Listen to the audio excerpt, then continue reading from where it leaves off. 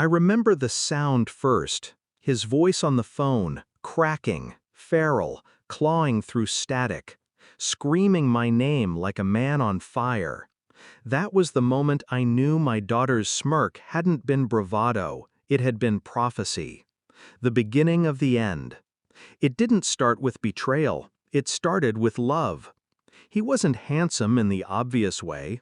He had that disarming charm, the kind that makes you believe you're safe while the knife slips in.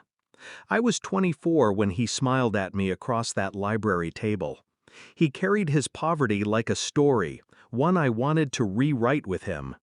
We built a home brick by brick. A daughter, Emma, followed. He swore she was the reason he breathed. For a long time, I believed him. But love doesn't vanish overnight, it decays. I saw the rot in his eyes before I saw it in his actions. The betrayal. It was little things first. Late nights at the office, his phone face down, the faint trace of perfume I didn't own. Then the bank account. I logged in one night after Emma went to bed, staring at the numbers bleeding red. Her college fund, 12 years of scraped savings, extra shifts, every sacrifice, gone. Every cent. The final proof came in a message I wasn't meant to see. Her name was Anna. She wrote, "Pack light, can't wait to start over with you." He didn't just cheat, he robbed his daughter's future to fund his escape. My silence. I didn't confront him, not then. That's what he expected. Rage, tears, begging. Instead, I cooked his dinner, folded his shirts, kissed him goodnight. I let him think he was clever. Inside, I built a map of his downfall. The smirk. The night he left, he didn't even look me in the eye. Just muttered something about not being happy, as if happiness were something you stumbled over in the street. He carried 2 suitcases out the door, and with them, he carried Emma's future. I thought she'd cry. Instead, Emma looked up from her homework, lips curling into a smirk too sharp for a 12-year-old. "Mom, don't worry, I handled it." I stared at her, confused. Handled what? She only shrugged and went back to scribbling equations. The plan. Emma had spent months watching him. She knew his passwords, his patterns, the accounts he thought were secret. She wasn't just observant, she was surgical. When she told me what she'd done, my heart thudded against my ribs. While he drained her college fund, she siphoned pieces back, quietly, into an account with my name only. Not everything, just enough to give him confidence he'd gotten away clean. And then she did something I never would have dared. She locked his new account with a security question only she knew the answer to. Her own inside joke. One word, inscrutable to anyone but her. The money was there. He just couldn't touch it. The waiting. I played my part. Let him believe I was broken.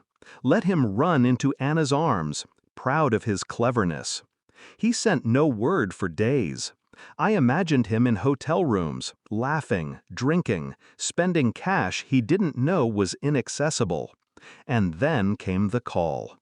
The screaming. He didn't start with hello. Just raw, panicked shrieking. "What did you do? Where's the money?" I let him scream, let him choke on his own fear. When I finally spoke, my voice was calm. "You mean Emma's college fund? The one you stole?" His breathing turned jagged. "It's gone! It's not there! I can't!" I almost laughed, but I didn't. I wanted him to hear the ice in me. Emma's smarter than you ever gave her credit for. She secured what mattered.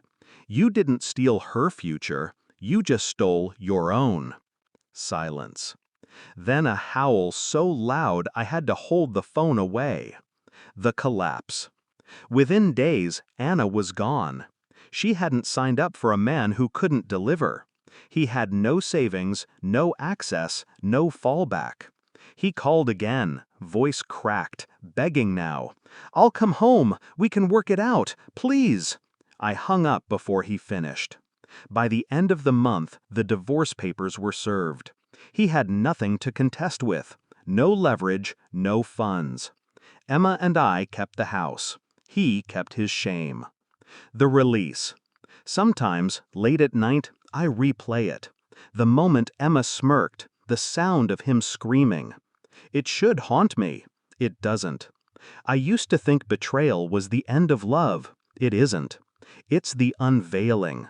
The mask slips, and you see the predator who'd been smiling all along. But I also learned something else.